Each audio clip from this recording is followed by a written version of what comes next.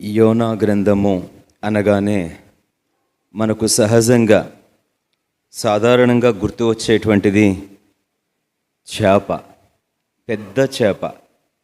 ఇంకా యోనా గ్రంథం అంటే మనకు గుర్తొచ్చేది ఓ పెద్ద ఓడ. యోనా గ్రంథం అనగానే మనకు గుర్తొచ్చేది ఓ పారిపోయిన ప్రవక్త. యోనా గ్రంథం అనగానే మనకు గుర్తొచ్చేది నీనెవే పట్టణం. అయితే ఈ 4వ అధ్యాయములో ఒక ప్రత్యేకమైనటువంటి ఒక సామాన్యమైన మౌనంగా ఉండిపోయిన, ఎక్కువ విలువగా ఎంచబడకపోయినా చాలా అల్పమైనదిగా ఎంచబడినప్పటికీ కూడా ఎక్కువ పరిగణలోనికి తీసుకొనబడని, ఎక్కువ గుర్తింపు లేని, ఎక్కువ దాని కొరకు సంభాషించని ఈ సొర చెట్టును గురించి ఈ రాత్రి కాలం ప్రభు మన గమనములోనికి తీసుకుని రావాలని కోరుతున్నాడు. యోనాను గురించి మనము ముచ్చటించము, తుఫానును గురించి అయినను, చేపను గురించి అయినను, ఓడను గురించి అయినను, నినెవే ప్రజలను గురించి అయినను ఏమాత్రం మనం తాకము. కానీ కేవలం మన దృష్టి యావత్తు, మన గమనం అంతా కూడా ఆ 4వ అధ్యాయములో ఆ చెట్టు, ఏమి చెట్టు? సొర చెట్టు. మీ వైపు సొరకాయను ఏమంటారో సొరకాయ అంటారా? మా వైపు ఆనపకాయను కూడా అంటారు. ఈ సొర చెట్టు చాలా కాలం నుంచి మౌనంగా ఉండిపోయి ఉంటుంది బహుశా మన జీవితంలో. ఈరోజు సాయంకాలం ఈ చెట్టు మనతో ఏమైనా మాట్లాడదగునా? దేవుని ఆత్మ సహాయం చేసేకొలది మనకు బోధ కొరకాయ దేవుని యొక్క ఆత్మ సహాయం చేత ఆ చెట్టు వైపు చూద్దాం. గమనించండి, ఈ చెట్టు చెప్పే మొదటి మాట ఏంటంటే, యోనా గ్రంథం 4వ అధ్యాయం 10వ వచనం చదవగలిగితే, బిగ్గరగా చదవగలిగితే సహాయం చేయండి.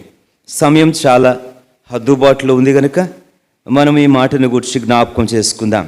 యోనా గ్రంథం 4వ అధ్యాయం 10వ వచనం. అందుకు యెహోవా, నీవు కష్టపడకుండాను పెంచకుండాను ఒక్క రాత్రిలోనే పుట్టి, చాలండి, ఒక్క రాత్రిలోనే పుట్టి, మనుష్య ప్రయత్నము లేకుండా, మనిషిని జోలి లేకుండా, ఏ మనిషి తీసుకొచ్చి నాటకుండా అక్కడ సొర చెట్టు పుట్టింది అంటే ఇక ఎవరు నాటి ఉంటారని చెప్పచ్చు? ఎవరు పుట్టించి ఉంటారని చెప్పొచ్చు? నిస్సందేహంగా ఒక్క రాత్రిలోనే ఆ స్థలములోనే ఉద్దేశపూర్వకంగా ఇంకెక్కడా కాకుండా యోనా ఉన్న చోటే, నిద్ర లేచేసరికి యోనా పక్కనే అక్కడే పుట్టింది అంటే సాక్షాత్తు ఏ సందేహము లేకుండా ఆ చెట్టును అడిగితే ఏం చెప్తుందంటే, సొర చెట్టు, నేను దేవుని చేత నాటబడిన దానను, నన్ను పుట్టించిన వాడు ఏ నరుడు కాడు, దేవుడే. I was planted by God alone. దేవుని చేత మాత్రమే నేను సృష్టించబడ్డాను, పుట్టించబడ్డాను, నాటబడ్డాను. మన జీవితాలతో ఈ మొక్క మౌనంగా మాట్లాడగోరిన సంగతి ఏంటంటే, మరి నీవు?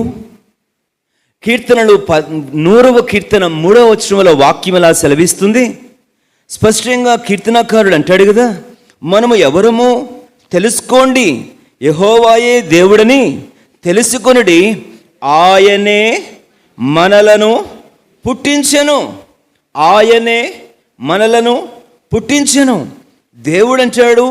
యెషయా గ్రంథము 43వ అధ్యాయం 7వ వచనములో 3వ లైన్, 43వ అధ్యాయం యెషయా గ్రంథం 7వ వచనం 3వ పంక్తి, నేనే వారిని కలగజేసి తిని వారిని పుట్టించిన వాడను నేనే. 43వ అధ్యాయం 1వ వచనం, యాకోబు, నిన్ను సృజించిన వాడనగు యెహోవా. దేవుని చేత సృజించబడిన వారము, పుట్టించబడిన వారము, మన ఆవిర్భావమునకు కారణం దేవుడే. వాక్యం చెప్తుంది మనుషులను దేవుడు ఎలా పిలుస్తున్నాడు అని అంటే 61వ అధ్యాయంలో, భారభరితమైన ఆత్మకు గలవారికి స్తుతి వస్త్రాన్ని, దీనులకు హితవస్త్రాన్ని ప్రకటించుటకు ఆయన నన్ను పంపి ఉన్నాడు అని చెప్పిన తర్వాత అంటాడు కదా 61వ యెషయా గ్రంథములో, మీరు ఏమని పిలువబడతారు అంటే 61వ అధ్యాయం యెషయా గ్రంథం 3వ అధ్యాయము చివరి పంక్తి. యెషయా గ్రంథం 61వ అధ్యాయం 3వ వచనం చివరి పంక్తి. యెహోవా నాటిన చెట్లని వారికి పేరు పెట్టబడును. అపోస్తలుల కార్యముల గ్రంథములో అక్కడ భక్తులు అంటారు కదా, మీరెవరని అనుకుంటున్నారు? మీరెవరూ కాదు, మనము ఆయనను బట్టియే ఉనికి కలిగి ఉన్నాము, మనం ఆయనను బట్టియే బ్రతుకుచున్నాము, చలించుచున్నాము, ఉనికి కలిగి ఉన్నాము. కాబట్టి మనం ఎవరమో తెలుసా? మనము ఆయన సంతానమని మీ కవీశ్వరులలో కొందరు ముందుగానే చెప్పలేదా? నీవు ఎవరు అనంటే దేవుని చేత పుట్టించబడిన దేవుని వాడవు, దేవుని చేత సృష్టించబడిన వాడు. నీ ఆవిర్భావానికి కారణం దేవుడే.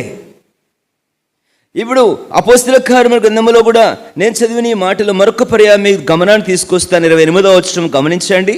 17-28 అపోస్తలుల కార్యముల గ్రంథం. మనము ఆయన యందు బ్రతుకుచున్నాము, చలించుచున్నాము, ఉనికి కలిగి ఉన్నాము, అటువలే మనం ఆయన సంతానమని మీ కవీశ్వరులలో కొందరును చెప్పుచున్నారు. ఎవరు మనం? 29వ వచనం. కాబట్టి మనము ఎవరమయ్యుండి? దేవుని సంతానమయ్యుండి. దేవుని సంతానం, దేవుని చేత పుట్టించబడ్డాం, దేవుని చేత నాటబడ్డాం. నీ ఆవిర్భావానికి కారణం, నీ పుట్టుకకు కారణం, నీ జన్మకు కారణం, నీ ఉద్భవానికి కారణం జీవము గల దేవుడే. ఇక్కడ ప్రశ్న ఏంటంటే, నిన్ను సృజించిన, నిన్ను పుట్టించిన నీ దేవుని నీవెరుగుదువా? నిన్ను సృజించిన, నిన్ను పుట్టించిన నీ దేవుని నీవు ఎరుగుదువా? ద్వితీయోపదేశ కాండము అక్కడ మాట రాబడుతుంది 33వ అధ్యాయములో. ద్వితీయోపదేశ ఆ జనము ఏమి చేస్తారంటే 32వ అధ్యాయం 18వ వచనం. ద్వితీయోపదేశ కాండం 32వ అధ్యాయం 18వ వచనం. నిన్ను పుట్టించిన ఆశ్రయ దుర్గమును ఏమి చేసితివి? విసర్జించితివి. నిన్ను కనిన దేవుని మరచితివి. ఇది ఏల సంభవమాయను? ఓ నరుడా, ఓ సోదరి, నిన్ను కనిన దేవుని, నిన్ను పుట్టించిన దేవుని మరుచుట నీకు న్యాయమేనా? నిన్ను నిర్మించిన దేవుని నీవు జ్ఞాపకము చేసుకోవడం ధర్మం కాదా? ప్రసంగి గ్రంథం 12వ అధ్యాయంలో ఒక మాట రాబడలేదా? దుర్దినములు రాకమునిపే వీటి యందు నాకు సంతోషము లేదని నీవు చెప్పు సమయము రాకముందే నీ సృష్టికర్తను నీవు స్మరణకు తెచ్చుకొనుము. రోమీయులకు రాసిన పత్రిక 1వ అధ్యాయములో వారు తమ సృష్టికర్తను మరచి సృష్టమునే పూజించి ఉన్నారు.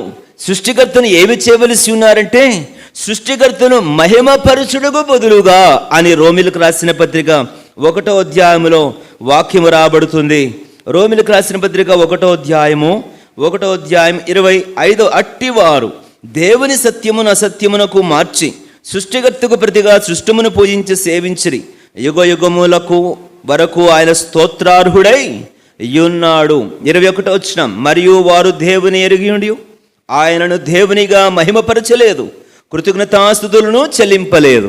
ఈ రాత్రి కాలం ఆ చెట్టు ఏం చెప్తుందంటే, ఒక్క రాత్రిలోగా ఏ మానవుని ప్రయత్నం లేకుండా పుట్టించబడిన నేను నీ సృష్టికర్తను, నిన్ను పుట్టించిన దేవుని నీకు జ్ఞాపకం చేస్తున్నాను. అట్టి దేవుని దేవునిగానే గుర్తించావా? మరి ఏ రూపమునకైనా మార్చావా? అట్టి నీ సృష్టికర్త అయిన దేవుని నీవు స్మరణకు తెచ్చుకున్నావా యుక్త కాలములోనే, లేక మరచితివా? అట్టి నీ సృష్టికర్తయగు దేవుని, నిన్ను పుట్టించిన దేవుని మహిమపరచగలుగుతున్నావా? ఎందుకంటే ఆయనే అన్నాడు, నా మహిమ కొరకు నేను పుట్టించాను, నాకు కీర్తి స్తోత్ర మహిమలు కలుగుటకు నేను పుట్టించిన వాడును అన్నాడే.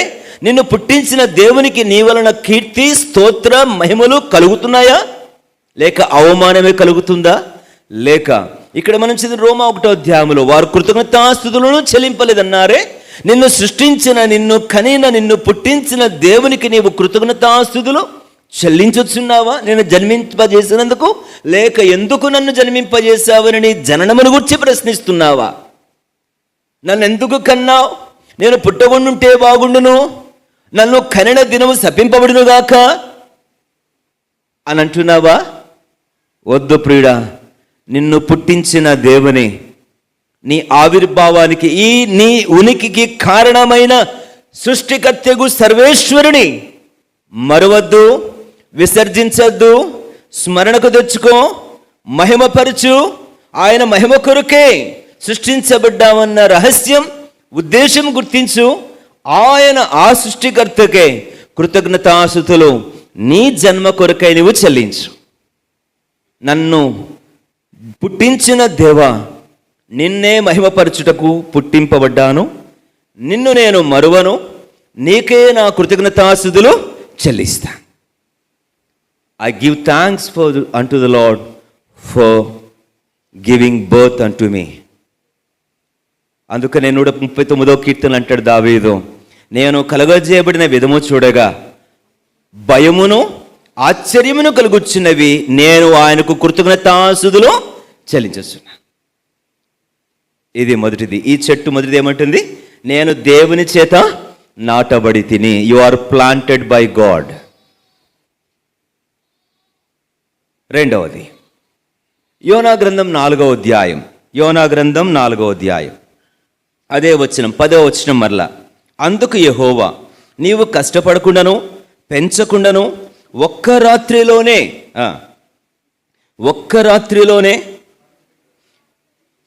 నువ్వు రాత్రిలోనే పుట్టి, రెండవది ఏంటి? పుట్టి తర్వాత పదమేముందండి? పెరిగి. ఇప్పుడు చూడండి, పెరిగి, అది పుట్టి ఏదో ఇంతగా ఓ అనుమంతో ఇసుమంతో ఒక అంగుళమో ఓ అరంగుళమో లేదు, కానీ అది ఎంతో పెద్దదయ్యింది. అంటే ఇప్పుడు దానిని ఆ రాత్రికి రాత్రి పెంచిన వాడెవడు? అది పెరిగేందుకు కొరకే దాని వ్రేళ్ళు తరునట్లుగా శక్తినిచ్చిన వాడెవడు? అది ఎదుగునట్లుగా దాని కాండాన్ని బలపరిచిన వాడెవడు? దానికి సారమిచ్చి దాని ఎదుగుదల కొరకై దానిని పెంచిన వాడెవడు? అది పెరుగునట్లుగా దానికి సదుపాయములు కలగజేసిన వాడెవడు? పెద్దలు సామాన్యంగా చెప్తారు, పాత నానుడి ఏమంటారు? ఏమండి? నారు పోసినవాడు. ఇప్పుడు ఈ నీరు పోసినవాడు ఎవరని చెప్పాలి? కనుక నిన్ను జన్మింపజేసిన దేవుడే ఈనాటి వరకు నీ జీవితానికి అవసరమైన ప్రతివిధ సదుపాయము కలగజేస్తున్నాడా లేదా? లేదని చెప్పగలమా?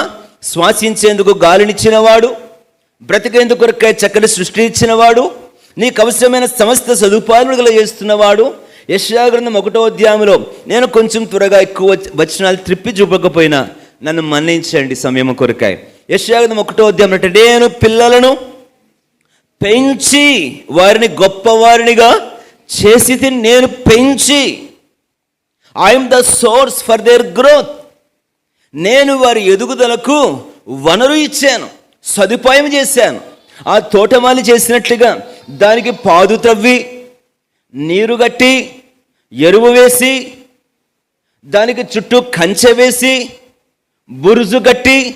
యెషయా గ్రంథంలో ద్రాక్షావళిని గురించి మాట్లాడతాడు కదా, దానిని నాటి దాని కొరకై ఆ గచ్చ పొదలను ఏరి, ముండ్లను ఏరి, రాళ్ళని ఏరివేసి, దాని చుట్టూ కంచె వేసి, బురుజు కట్టి, ఇదంతా కూడా చేసి నీ జీవితం నేటి వరకు ఇంకా బ్రతికి ఉన్నదంటే దాని కొరకు అవసరమైన సకల సదుపాయములు చేసిన నీ దేవుడు ఇంతవరకు నీకు అవసరమైన సమస్తమును నీ ఎదుగుదల కొరకై, నీ పెంపు కొరకై అన్ని రకాల వనరులను చేసిన దేవుడు తన గుప్పెలు విప్పి సకల జీవుల కోరికలను తీర్చుచున్నవాడు, అరచు కాకిపిలకు ఆహారం ఇచ్చుచున్నవాడు, అడవి పువ్వులను అలంకరించుచున్నవాడు, ఈ నాటి వరకు యెహోవా ఈరేగా, యెహోవా షమ్మాగా, ఎల్ షద్దాయి దేవునిగా పోషించినవాడు, పెద్ద చేసినవాడు, అక్కరలు తీర్చినవాడు, అరణ్యములో ఆయన మన్నాను కురిపించినవాడు, ఎడారిలో వారిని పోషించినవాడు నీ దేవుడు కాడా? ఇంతవరకు నీ వృద్ధి కొరకై, నీ బ్రతుకు కొరకై, నీ ఉనికి కొరకై, నీ పెంపు కొరకై పోషించిన దేవుడు ఇక ముందును పోషించడా? ఆ చెట్టును ఆ రాత్రికాలం ఏ పెద్ద మనిషి వచ్చి నీరు పోయకపోయినా ఆ రాత్రికి రాత్రే దేవాది దేవుడే కదా దానికంత సారం పుట్టించి పెంచి పెద్ద చేశాడు. ఈరోజు నీ జీవితానికి ఇంతవరకు పోషకునిగా ఉన్న దేవుడు ఇక ముందును పోషించడా? ఆ యాకోబు అంటాడు, చివరి సమయం యోసేపును దీవించడానికి వచ్చేసరికి, నా పితరులు ఏ దేవుని ఎదుట నడిచిరో ఆ దేవుడు అనగా ఇంతవరకు నన్ను పోషించిన ఆ దేవుడు, సకమస్తమైన కీడులలో నుంచి నన్ను తప్పించిన ఆ దేవుడు, ఇంతవరకు నన్ను పోషించిన ఆ దేవుడు ఇక ముందు నువ్వు పోషించడా? ఆదికాండం 50వ అధ్యాయంలో యోసేపు కన్నులకు భయం పుట్టింది. యాకోబు వెళ్ళిపోయాడు. ఇప్పుడు యోసేపు మనల్ని వదిలేస్తాడేమో, యాకోబు తండ్రి బతుకున్నంత వరకు మనల్ని చూసుంటాడు, ఇప్పుడు మన భవిష్యత్తు ఏంటి అని ప్రశ్నార్థకంగా ఉన్న వారి భవిష్యత్తును గుర్చి ఇప్పుడు యోసేపు యొక్క మనస్తత్వం ఏంటో తెలియక, వైఖరి ఏంటో తెలియక వారి భవిష్యత్తు అగమ్య గోచరంగా ఉండగా వెనక్కి తిరిగి పోలేరు, పరాయి దేశంలో బతకలేరు. కళ్ళ ముందున్నది యోసేపు. ప్రతీకారం తీర్చుకుంటాడా లేక పోషణ చేస్తాడా తెలియని పరిస్థితిలో భయపడుతూ వణుకుతున్నటువంటి వారితో యోసేపు అంటున్నాడు కదా, భయపడకుడి, నేను మిమ్ములను మీ పిల్లలను పోషించెదను. నేను మిమ్మును మీ పిల్లలను, ఈ భరోసా ఈ రాత్రి కాలం ఆ సొర చెట్టు నీ దేవుని గురించి, నన్ను పెంచినవాడు నిన్ను పెంచాడా? నాకు నీరు పోసినవాడు నీ బిడ్డకు నీరు పోయాడా? నన్నింత వృద్ధులోనికి తీసుకొచ్చిన దేవుడు, రాత్రికి రాత్రే వృద్ధులోకి తీసుకొచ్చిన దేవుడు నిన్ను, నీ కుటుంబాన్ని, నీ బిడ్డలను వృద్ధులోనికి తీసుకురాడా? ఆయనకు సామర్థ్యం కాదా? కొరింథీయులకు రాసిన పత్రికలో అపోస్తలుడైన పౌలు అంటాడు, వృద్ధి కలగా చేసిన వాడు దేవుడే. భయమా? చక్కని పాట పాడుతాం. జీవము గల దేవుడు మౌనముగా నుండునా, జీవము గల దేవుడు మౌనముగా నుండునా, తన బిడ్డల నాయన మేలు చేయకుండునా, తన బిడ్డల కాయన మేలు చేయకుండునా, నిజముగా మొరపెట్టినా దేవుడాలకింపకుండునా, సహనముతో కనిపెట్టినా సమాధానమీయకుండునా. జీవము గల దేవుడు, చపలు కొట్టండి, నుండునా, జీవము గల దేవుడు మౌనముగా తన బిడ్డల కాయన మేలు చేయకుండునా, తన బిడ్డల కాయన మేలు చేయకుండు. రేపటిని గూర్చి చింతింపకుడి. మీకేమి కావాలనో మీ పరలోకపు తండ్రికి, గట్టిగా చెప్పండి, మీకేమి కావాలనో మీ పరలోకపు తండ్రికి నిజంగా తెలియను అని గుండెల మీద చేయిబెట్టుకున్నారు. గట్టిగా చెప్పండి ఇంకొకసారి, మీకేమి కావాలని మీ పరలోకపు తండ్రికి. హల్లెలూయా. ఆయనకి తెలియనిదే ముందు నీకేం కావాలో. ఆ రాత్రికి రాత్రి ఆ చెట్టును పెంచి పెద్ద చేసి అంత చేసినోడు, నీ జీవితం అంతకంటే తక్కువ? మీరు శ్రేష్ఠులు కారా అని క్వశ్చన్ వేస్తున్నాడు. ఎందుకు కాను అని చెప్పాలి దేవునికి, అంతే కదా. నేను ఎందుకు కాను? అంతకంటే శ్రేష్ఠుడిని కానా? ఆకాశ పక్షుల కంటే, అడవి గడ్డల కంటే కాదు, ఆ సొర చెట్టు కంటే కూడా నేను శ్రేష్ఠుడును? ఎందుకు కాను? ఖచ్చితంగా శ్రేష్ఠుడినే. ఆయన విడిచిపెట్టాడు. అన్యాయస్తుడు, మర్చిపోటకు అన్యాయస్తుడు చెప్పి చేయకుండా అదేరబడుతున్నామేమో, భవిష్యత్తు కోసం ప్రశ్న ఉందేమో. చింతపడకు, ఆ సొర చెట్టును చూడు, రాత్రికి రాత్రి పెరిగి. మూడవది, ఈ సొర చెట్టు చక్కగా పెరిగి చూడండి దయచేసి, యోనా గ్రంథము 4వ అధ్యాయం యోనా గ్రంథం 6వ వచనం. దేవుడైన యెహోవా సొర చెట్టు ఒకటి ఏర్పరిచి అతనికి కలిగిన శ్రమ పోగొట్టుటకై అది పెరిగి యోనా తలకు పైగా నీడనిచ్చునట్లు చేశాను. ఆ సొర చెట్టును చూచి యోనా బహుగా. ఇప్పుడు ఈ సొర చెట్టు దేవుని చేత నాటబడి తిని, రెండవది దేవుని చేతనే పెంచబడి తిని, మూడవది దేవుని ప్రజకు నీడనై తిని. ఏమైందండి ఇది? దేవుని బిడ్డకు నీడనై తిని. ఎంత ఆనందకరమైనటువంటి వృద్ధి! విశ్వాస జీవితంలో రక్షించబడి ఎదుగుచ్చు ఉన్న మనం ఈ మూడవ దశ ఏమిటనంటే, నీడలో కూర్చుండేవారమే కాదు, నీడను ఇచ్చువారం. ఎంత ఆశ్చర్యకరం! ఆత్మీయ జీవితంలో ఎల్లకాలం వాక్యం వినే స్థితిలోనే ఉండవని దేవుడు కోరటం లేదు. పెరిగి పెద్దలు ఏమంటాడు, మీరు వయస్సుని బట్టి చూస్తే ఎవరై ఉండాలా? బోధకులై ఉండాలి.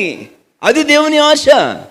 పెద్దవారలై ఉండాలి, నీడనిచ్చేవారై ఉండాలి, ఇతరులను ఆకర్షించేవారై ఉండాలి, ఇతరులకు దాహము తీర్చు నీళ్లు పోయేవారు కావాలి. ఇది దేవుని యొక్క అభిలాష.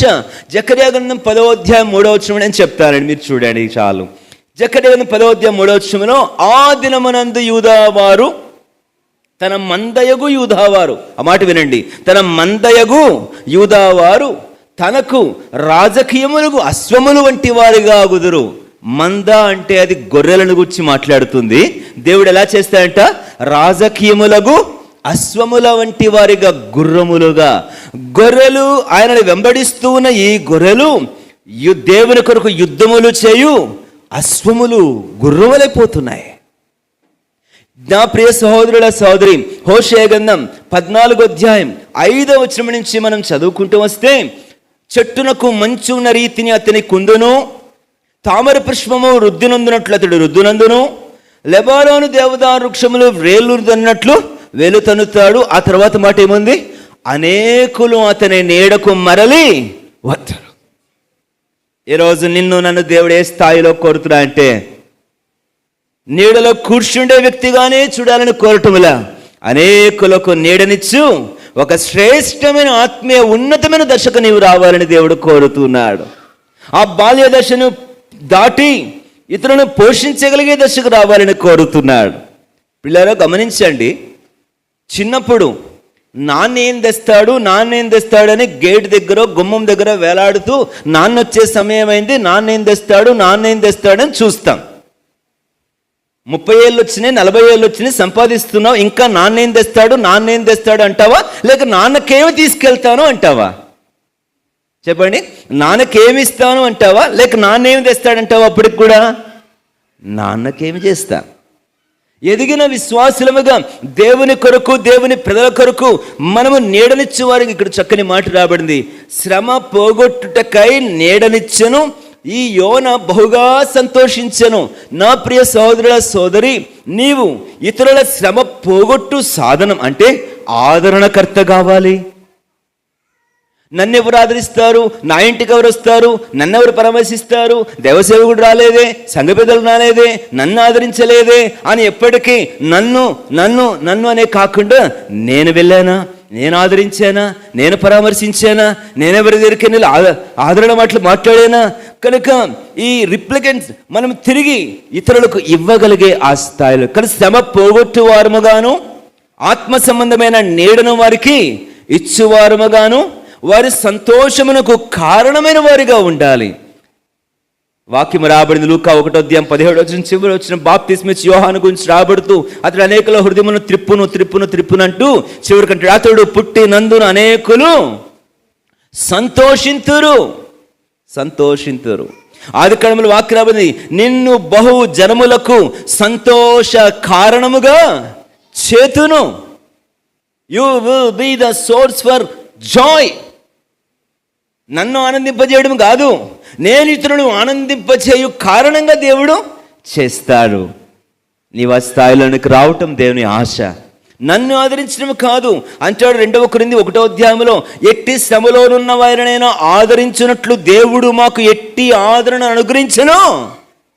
మేమట్టి ఆదరణకు ఇతరులను ఆదరించు సామర్థ్యము శక్తి గల వారమై ఉన్నాం. Do not be receivers, start as a givers. పొందుకున్నాం, ఇప్పుడు ఇవ్వడం మొదలుపెట్టాం. ఆదరించబడ్డాం, ఆదరించడం మొదలుపెట్టాం. ఆనందించావు, ఆనందింప చేయటం ప్రారంభించాం. పరిచర్య పొందుకున్నావు, పరిచర్య చేయటం ప్రారంభించాం. సొర చెట్టు 3వదిగా నేర్పిస్తున్న పాఠం ఏంటంటే, నేను నీడనిచ్చాను, నేను శ్రమ పోగొట్టాను, నేను సంతోషింప చేశాను. మరి నీవు ఎవరి శ్రమైనా పోగొట్టివా, లేక శ్రమకు కారణమైతివా? ఇతరులకు నీడనిస్తీవా?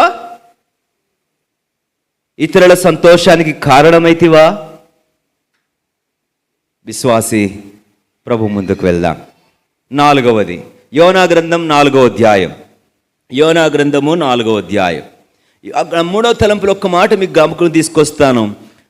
యోహాను సువార్త 5వ అధ్యాయం 35వ వచనంలో బాప్తిస్మిచ్చి యోహాను గురించి అక్కడ లూకా 1:17లో రాయబడిన మాట ఎట్ట నెరవేరింది అని అంటే, అక్కడ అంటాడు కదా, అతడు మండుచు ప్రకాశించుచున్న దీపమైనట్లుండెను, మీరు అతని వెలుగులో ఉండి కొంతకాలము ఆనందించి తిరిగి అంటాడు.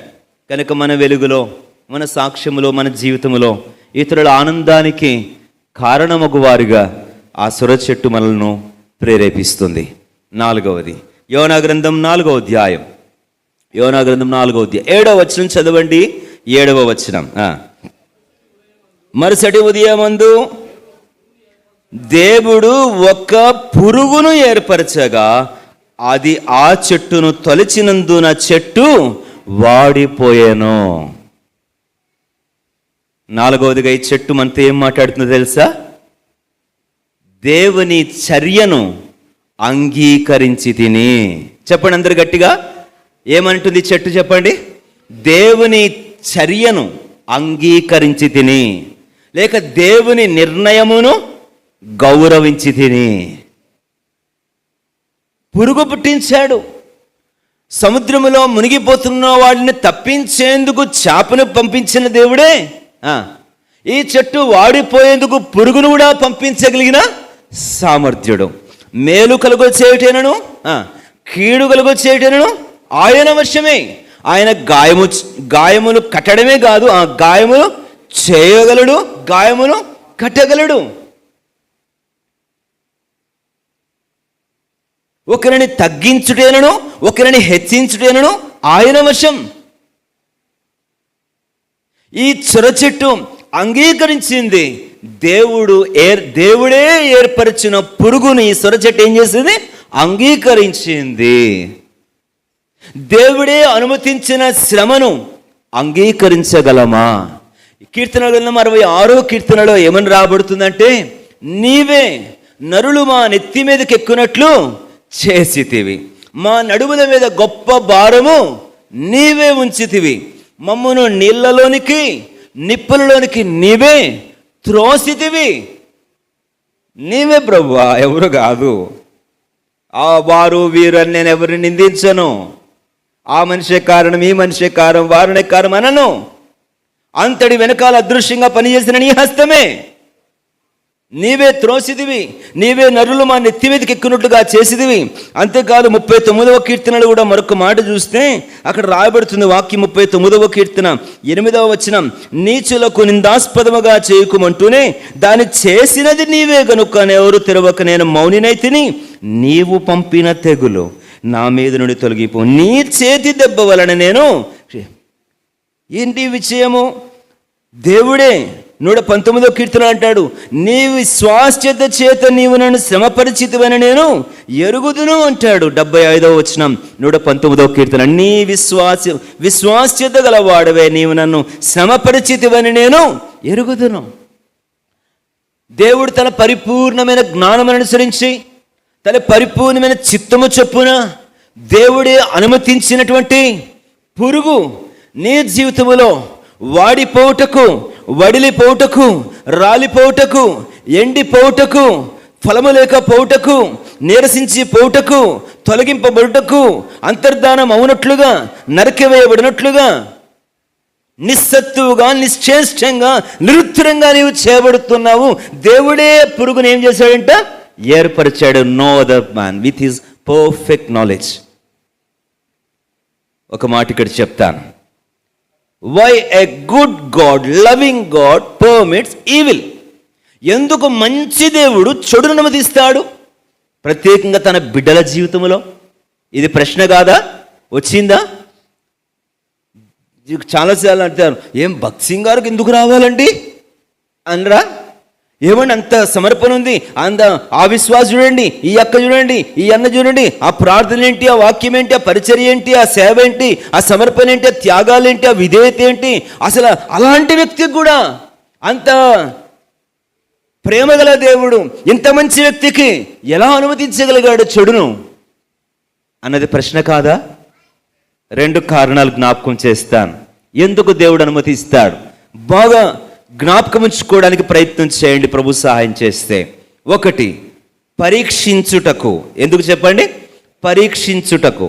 రెండు, పరిహరించుటకు. ఎందుకు చెప్పండి? మళ్ళీ చెప్పండి, మీరందరూ పలకండి, కొంచెం వెళ్ళిపోతారు రాత్రికి. చెప్పండి. ఒకటేంటి? పరీక్షించుటకు. రెండవది ఏం చెప్పండి? పరిహరించుటకు.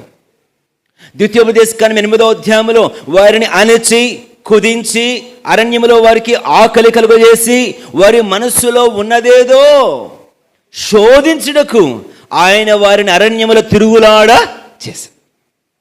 న్యాయాధిపతుల గ్రంథం 3వ అధ్యాయం 1వ వచనం, వారికి యుద్ధము నేర్పునట్లుగా ఆయన ఉండనిచ్చిన జనులు వీరే. కనానీయులు, హివ్వీలు, యెబూసీలు ఆయన ఉండనిచ్చిన జనులు వీరే. పరీక్షించేందుకు ఆయన అనుమతిస్తే పరీక్షలో గెలవాల్సిందే. పరీక్షించేందుకు దేవుడు అనుమతిస్తే, మనుషులు అంటారు కొన్నిసార్లు, యోబుకు దేవుడు ఎందుకు అనుమతించాడు చెప్పండి? పరీక్షించేందుకు అనుమతించాడు. కానీ స్నేహితులు వచ్చి ఏమంటున్నారు? నువ్వేదో చేసే ఉంటావు, నువ్వేమి చేయకపోతే ఊరికే దేవుడు చేస్తాడంటావా? ఏదో చేసే ఉంటావు, ఏదో చేసే ఉంటావు, ఏదో చేసే ఉంటావు. ఈయనేమో నేనేమి చేయలేదు మొర్రో అని ఈయన, వాళ్ళేమో చేసే ఉంటావు, నువ్వు దేవుని కంటే నీతిమంతుడు అనుకుంటున్నావు ఏంటి? సర్వశక్తుడు ఊరికే చేయడు అంటారు. అరే నేనేమి చేయలేదు, అయినా ఎందుకు అనుమతించాడని యోబు అంటాడు.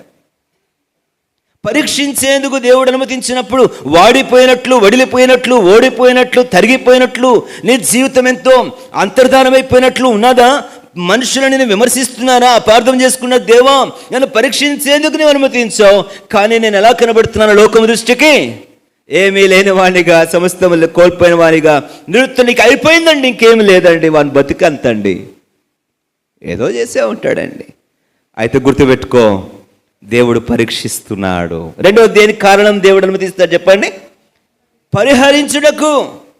తెలియని దోషము, మానవులు ఎరుగని పాపము, దేవుని కంటికి కనబడినది, నీ జీవితంలో దేవుడు చూడగోరనిది, అది ఏమాత్రము నీ ఆశీర్వాదాలకు దోహదము కానిది, నిశ్చయంగా తన పరిశుద్ధతలో నేను పాలివాడిగా చేయాలని దేవుడు ఆశపడినది, నీవు దుర్బీజుడు కాకుండాలని దేవుడు ఆశపడినప్పుడు, నీవు ఆయన కుమారుడు అని అనించినప్పుడు, ఆయన నిన్ను ప్రేమించుచున్నాడు గనక గద్దించి ఖచ్చితంగా ఏం ఏర్పరుస్తాడు?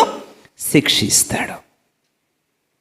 నీవు పరీక్షించడానికి అనుమతించినా నేను నిలబడతాను ప్రభువా, నీవు నా దోషమును పరిహరించడానికి అనుమతించినా నీకు స్తోత్రం. వాక్యం రాబడి ఇందాక నేను చదివితే కదా, 66వ కీర్తనలో అంటాడు కదా, నిప్పులలోను నీళ్ళలోను త్రోసితివి, నరులు మా నడుము మీదకి ఎక్కినట్లు చేస్తేవి, మా తలల మీద గొప్ప భారం ఉంచితివి అంటూ ఆయనను నీవు నన్ను సమృద్ధి గల చోటుకి తీసుకొచ్చితివి, వెండిని నిర్మలము చేసినట్టు నీవు నన్ను నిర్మలము చేసి. గుర్తుపెట్టుకోండి ప్రియులారా, పరీక్షించడానికైనా పరిహరించడానికైనా దేవుడు అనుమతిస్తాడు. దేవుడు అనుమతిస్తాడు. ఈ మాట బాగా జ్ఞాపకం పెట్టుకోండి. నిర్మలము చేయడానికే గాని నిర్మూలము చేయటానికైతే కాదు. అందరు గట్టిగా చెప్పండి, నిర్మలము. నా వెనకాల పలకండి, నిర్మలము చేయుటకే గాని నిర్మూలము చేయుటకు కాదు. మంచి దేవుడు. ఆయన ఏర్పరిచే ఏ పురుగునైనా, నీవు వాడిపోయినట్లుగా లోకం నీ విషయంలో మాట్లాడుతున్నా, ఏముందండి ఇంకా జీవితంలో, అయిపోయిందా జీవితం, అంతటితో అంతం, ఏం లేదా బతుకు, శూన్యం, అంతర్ధానం అయిపోయింది, ఇక అంతటితోనే ముగించబడింది, ఇక చరిత్ర లేదు. దేవుడే ఏర్పరిచిన ఏ శ్రమనైనా నీవు వాడిపోయేందుకు కారణమైన దేనిని దేవుడు అనుమతించిన దిగులు చెందకు, దుఃఖపడకు. దేవుని కారణాలు ఎప్పుడు కూడా మంచివే. దేవుని కారణాలు ఎప్పుడు కూడా, సర్వశక్తుడు ఏమాత్రం పొరపాటు చేయడు. మనకు చిన్నప్పుడు పెన్సిల్ ఇచ్చి పెన్సిల్తో పాటు ఏమిస్తారండి? ఎందుకండి? ఏంటో నమ్మకం, రబ్బర్ పక్కనే పెట్టడానికి. ఖచ్చితంగా మనం ఏం చేస్తామని నమ్మకం. దేవుని పెన్సిల్కి రబ్బర్ ఉంటుందా? ఉంటుందా అండి? ఎందుకు? ఆయన ఏ పొరపాటు ఎన్నడూ చేయవాడు కాడు. ఆయనది ఏ పొరపాటు కూడా లేదు కనుక ఆయన ప్రశ్నించద్దు, దిగులు చెందొద్దు. లోకం అంటుందా, వాడిపోయావు, ఇంకేం మిగిలింది నీకు, ఎండిపోయావు, నీకేముంది ఇంకా. నేను ఎరుగుతున్నా గాయం, ఇంకేముంది, అయిపోయింది, మొత్తం వాడిపోయింది, ఈ బ్రతికింతుడితో అయిపోయింది. సాతాను అంటున్నాడా? లోకం అంటుందా? అర్థం చేసుకోవాల్సిన అపార్థం చేసుకుంటున్నారా? నిందిస్తున్నారా? పైగా వారు విమర్శించడం ప్రారంభించారా? నీ చెవుల్లో మాటలు పడుతున్నాయా? ప్రభువా, నా జీవితం ఎందుకు ఇలా అయిపోయింది? ఐఎమ్ ఫేడ్ ఎత్తవే, నేను వాడిపోయాను ప్రభువా, ఎండిపోయాను ప్రభువా. ప్రభువుని జ్ఞాపకం, ఆయన పురుగును ఏర్పరిచాడు. ఒక్కటే మాట, అంగీకరిస్తాను. ఒక మాట చెప్పి తర్వాత తలంపుకు వచ్చేస్తాను. దావీదు తన కొడుకు అబ్షాలోము తన మీద తిరగబడినప్పుడు పారిపోతూ ఒలివ కొండ ఎక్కుతున్నాడు. తల మీద గుడ్డ కప్పుకొని చెప్పులు లేకుండా ఏడుస్తూ ఎక్కుతున్నాడు.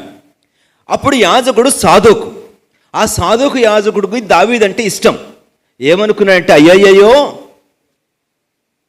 దావీదు అంతఃపురం లేకపోయినా, సింహాసనం లేకపోయినా, రాజదండం లేకపోయినా, ఏమీ లేకపోయినా బతుకుతాడు, కానీ మందస్సం లేకపోతే మాత్రం దావీదు తట్టుకోలేడని చెప్పి మందస్సాన్ని మోసుకొని వెళ్ళిపోతే దావీదు అప్పుడు అంటాడు కదా సాధోకు, మందస్సాన్ని తిరిగి దాని స్థలంలోకి మందిరంలోకి తీసుకొని పో అంటూ మొదలు ఈ సమూయేలు 2వ గ్రంథం 15వ అధ్యాయంలో దావీదు ఎప్పుడు తెలుసా? దేవునికి అనుకూలమైతే ఆయన తన మందిరమును తన మందస్సమును నాకు తిరిగి చూపించును, ఒకవేళ నీ యందు నాకు ఇష్టము లేదని ఆయన సెలవిచ్చినలా ఆయన చిత్తమే జరుగును గాక.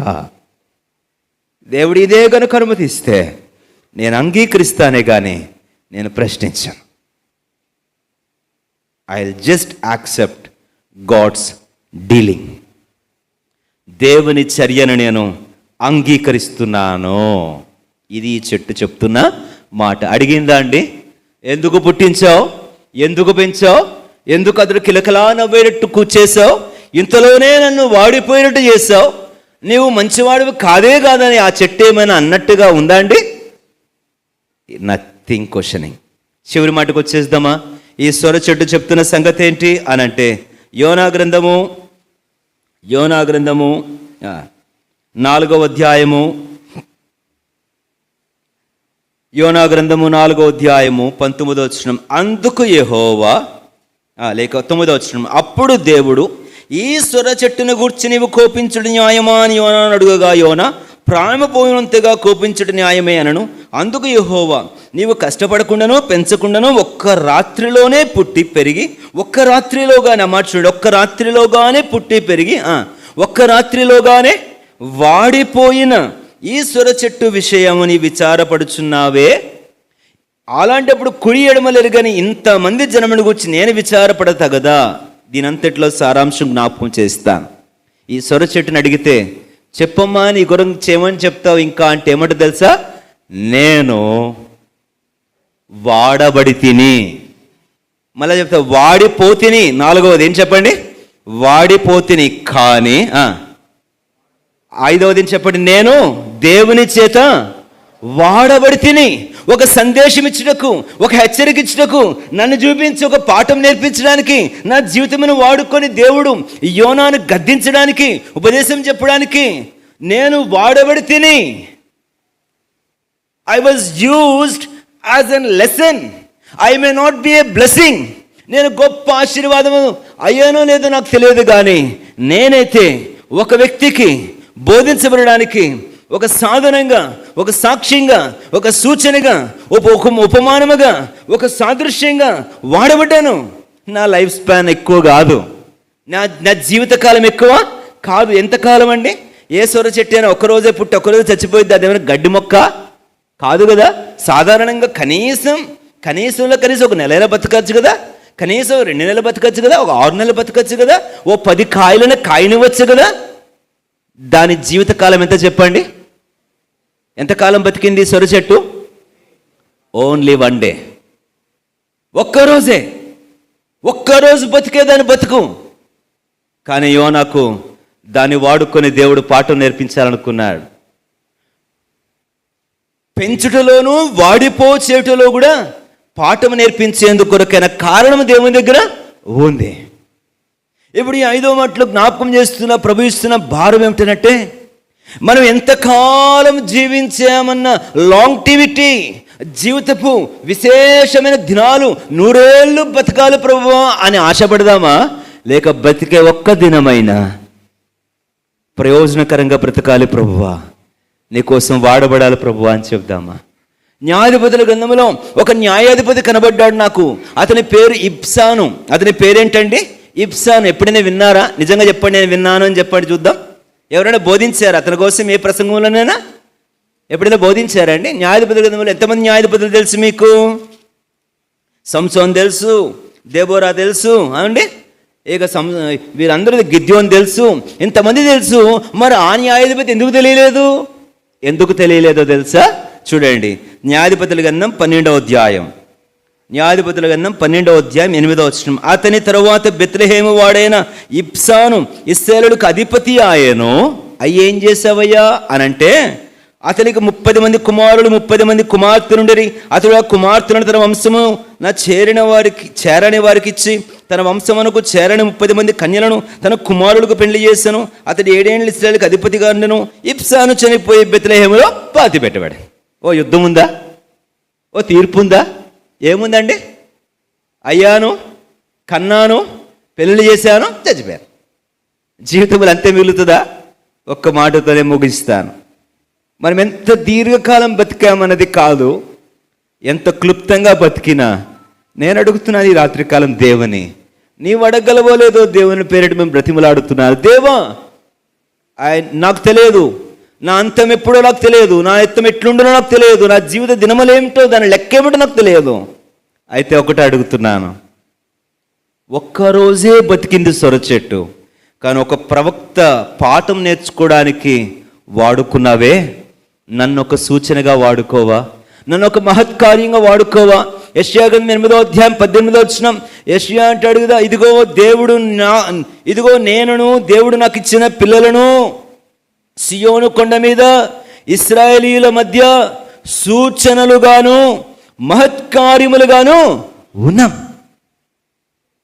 జీవితంలో ప్రభువా, నేను కొద్ది కాలమే బ్రతికినా నా జీవితం ఒక సూచనగా ఉండిపోవాలి, ఒక పాఠంగా ఉండిపోవాలి, ఒక మాదిరిగా ఉండిపోవాలి, ఒక ఉపదేశంగా ఉండిపోవాలి, ఒక వర్తమానంగా ఉండిపోవాలి. నా వలన ప్రయోజనమేమి?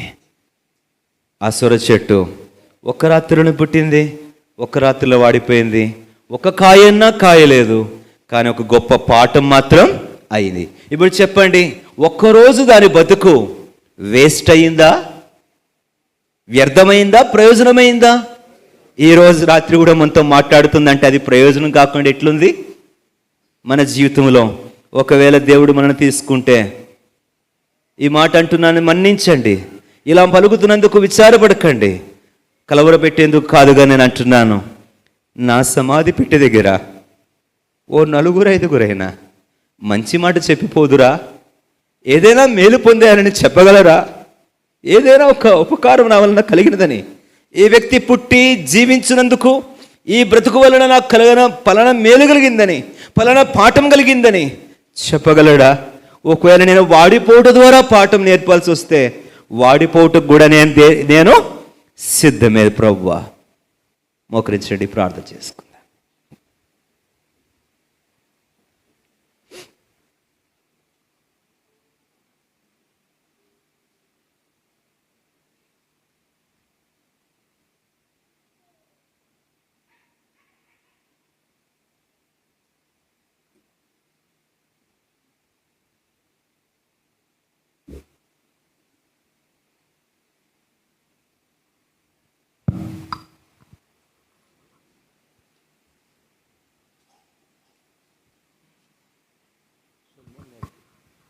సల్మాన్ గారు ప్రార్థన చేయండి.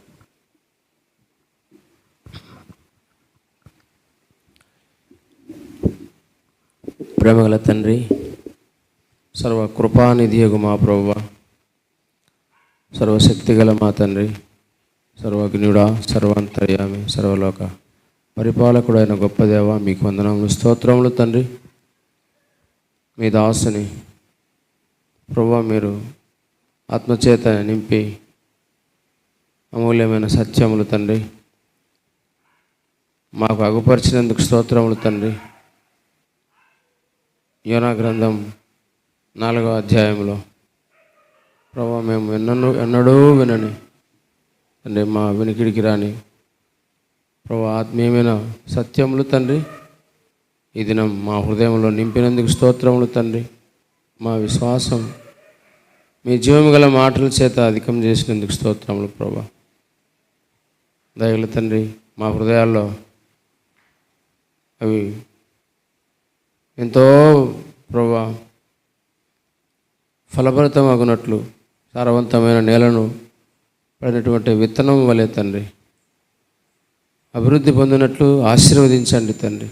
మంచి యోగ్యమైన మంచి మనసుతో తండ్రి మేము వాటిని గైకొని తండ్రి మీ కొరకు ఫలించు వారంగా ఉండునట్లు ఆశీర్వదించమని వేడుకుంటూ కృపగల తండ్రి, ఇంత చక్కటి ప్రభా అవకాశం మాకు మీరు అనుగ్రహించినందుకు కృతజ్ఞతాస్తుతులు చెల్లించుకుంటూ ఇది మీ సన్నిధిలో మోకరించిన మీ ప్రజలందరినీ ప్రభా దయగల తండ్రి మీ భద్రతలో కాపుదల్లో ఉంచండి. మేము ఏం వినుచున్నాము జాగ్రత్తగా ప్రభా చూసుకొని తండ్రి అలాగున మేము తండ్రి నడుచుకున్నట్టుకు సహాయం చేయమని మీరు మాకు అనుగ్రహించిన మీ మాటలన్నీ జీవంగల మాటలు తండ్రి మా యొక్క ఆత్మీయ జీవితంలో అనుభవపూర్వకంగా కలిగి ఉండినట్లు ఆశీర్వాదకరంగా చేయమని యేసుక్రీస్తు ప్రభు పరిశుద్ధమైన నామములో ప్రార్థించి వేడుకుంటున్నాము తండ్రి. ఆమేన్. పరలోక తండ్రి, అవసరం ఎరిగి నీ వాక్కును పంపించి వినియోగంలో నీ బిడ్డలను మమ్మల్ని అందరిని దర్శించాలని మీ ఉద్దేశమైనందుకే వందనాలు స్తోత్రాలు చెల్లిస్తున్నాం. నీ బిడ్డలను దీవించము. 2 కుటుంబాల్లో కొంత విషాదం ఏర్పడింది. మరి కుటుంబంలో సహోదరి ఒకవైపు, ఇంకో దగ్గర వృద్ధాప్యంలో సహోదరుడు లోకయాత్ర ముగించబడి ఆ కుటుంబాలకు ఆదరణ దయచేయండి. ప్రత్యేకించి జోసఫ్ వాళ్ళ వదిన కూడా ఆమె మరి మీ దగ్గర చేర్చబడింది. ఆమె భర్త పిల్లలు అటు కుటుంబాలను ఆదరించాలని ప్రార్థిస్తాం. పెన్నియోల యొక్క పరిచర్య మీరు విస్తరింపచేయండి. బాధ్యత గల వారు పరిచారకులు అందరిని పేరు పేరున ఆశీర్వదించాలి. ప్రభావ వెళ్తున్న మాతో బిడ్డలతో ఉండండి. ఈ వారి కుడికలన్నింటిలో సహాయపడండి. ఈ బిడ్డలను అందరినీ కూడా ఆదరించు, వారు ఎక్కడ తీర్చు. యేసునామమున ప్రార్థించి వేడుకొంచున్నాము తండ్రి. తండ్రి అయిన దేవుని ప్రేమ, యేసు ప్రభు యొక్క కృప, పరిశుద్ధాత్మ యొక్క ఆదరణ మనకు పెనియోలు సంఘస్థులకు, వాక్యం విన్నవారికి, ఆన్లైన్లో వీక్షిస్తున్న వారికి సదాకాలం తోడయ్యుండును గాక. ఆమేన్.